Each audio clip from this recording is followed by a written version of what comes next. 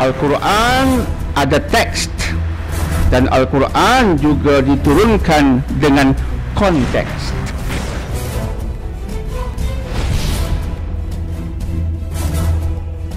Cahaya harapan kepada Allah ni cahaya besar. Dia melahirkan yakin.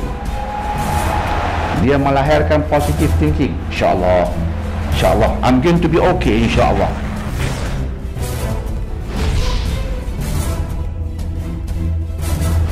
Mereka tanya soalan, apa komen Allah tentang influenza A, H1N1?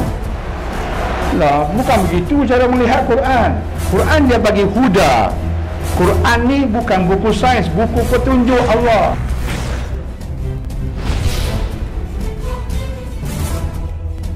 Dia kata, yakinnya saya kepada Islam seperti yakinnya saya bahawa dalam gelas ini ada air.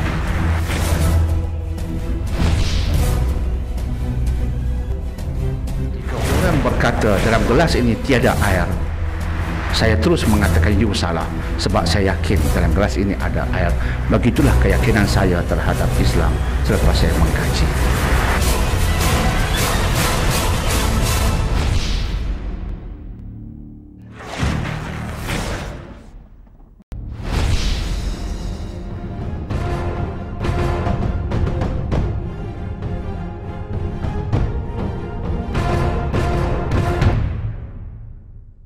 Ini soalan besar. Soalan besar. Saya khutbah baru ni di satu tempat, khutbah jemaat. Seorang pakcik panggil saya dari jauh, Dr. Daniel. Pakcik tua kan, sakit lutut. Saya dengar orang panggil Dr. Daniel. Siapa dia?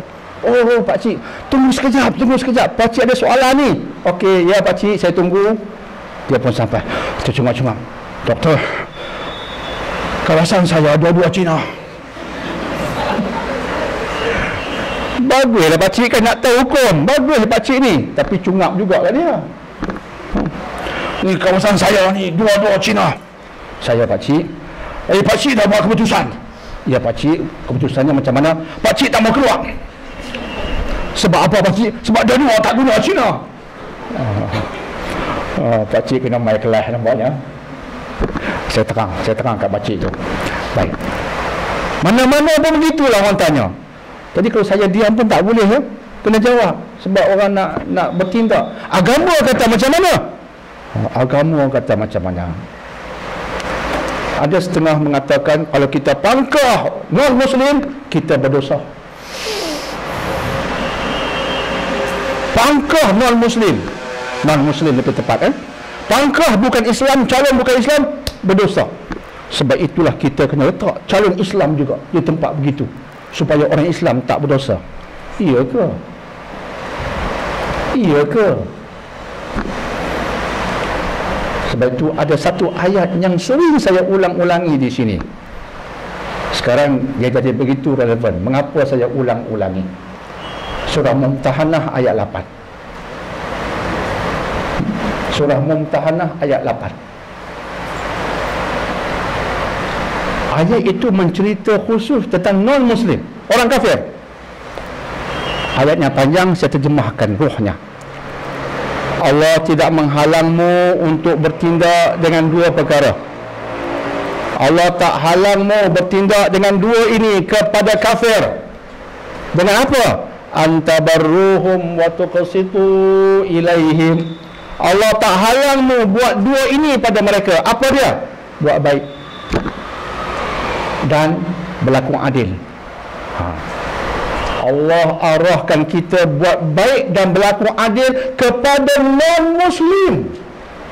Ayat 8 surah Mumtahanah khusus tentang non-Muslim. Non-Muslim. Asalkan non-Muslim itu tidak memerangimu dan tidak menghalaumu dari kampung halamanmu, itu mereka tak buat. Non-Muslim tidak memerangimu, dia tidak menghalaumu dari kampung halamanmu.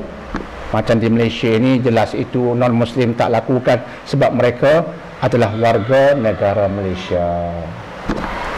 Jika mereka bertanding sebab diizinkan oleh perlembagaan Malaysia.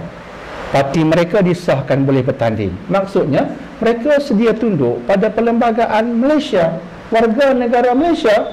Jadi mereka itu dalam Islam dipanggil orang kafir yang berbentuk warga negara. Dia ada hak, dia ada suara. Maka Al-Quran menyuruh kita buat baik pada dia dan beri keadilan, bersikap adil padanya. Sebab itu bila ini dibicarakan, lahirlah beberapa fatwa. Saya melihat adalah beberapa kitab tentang siasah Islam yang dahulu yang bicarakan bab ini. Sebagai contoh, tulisan Imam Mawardi, kitab yang juga popular, yang besar juga, agung juga, tulisan Abu Ya'la. Contoh nama kitab Al-Ahkam As-Sultaniyah, hukum hakam sultan, hukum hakam kenegaraan. Dua nama ulama ni pun dah cukup. Mereka mengkaji ayat-ayat yang saya bacakan tadi dan lain-lainnya, dan mereka merumuskan tidak salah melantik menteri. Ini kita bincang menteri dah. Tak salah melantik menteri yang non-Muslim, asalkan kuasa mereka kuasa tamfiz, bukan tafwid.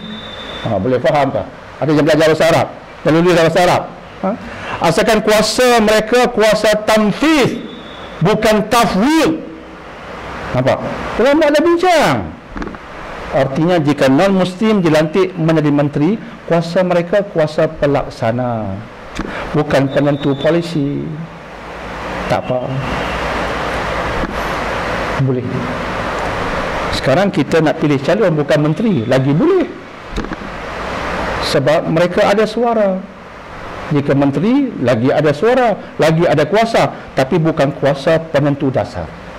Dan kita di Malaysia, alhamdulillah, adanya di Pertuan Agong di atas sekali. Kemudian dalam perlembagaan kuasanya Islam agama persekutuan dasar. Apa-apa pun Islam di atas.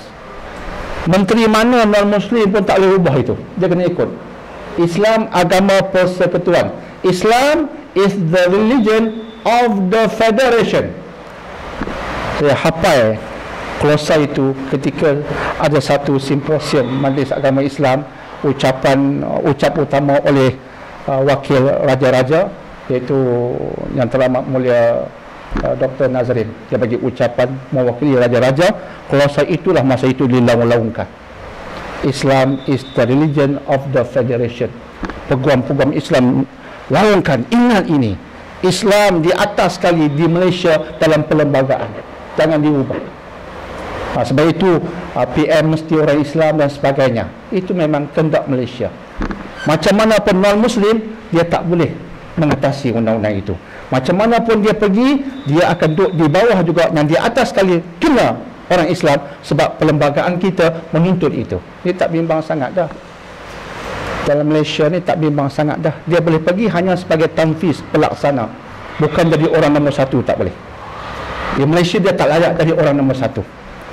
Sebab nombor satu itu kena faham Islam, beragama Islam, sebab Islam agama persekutuan di atas sekali dan tinggi sekali, yang di Pertuan Agong itu tak dapat diganti oleh non-Muslim. Jadi bila kita pilih calon, maka dasarnya boleh, tapi hendaklah calon non-Muslim itu calon yang perlu ditanya dia bersama dengan siapa. Sekadar dia tak boleh, dia bersama dengan siapa.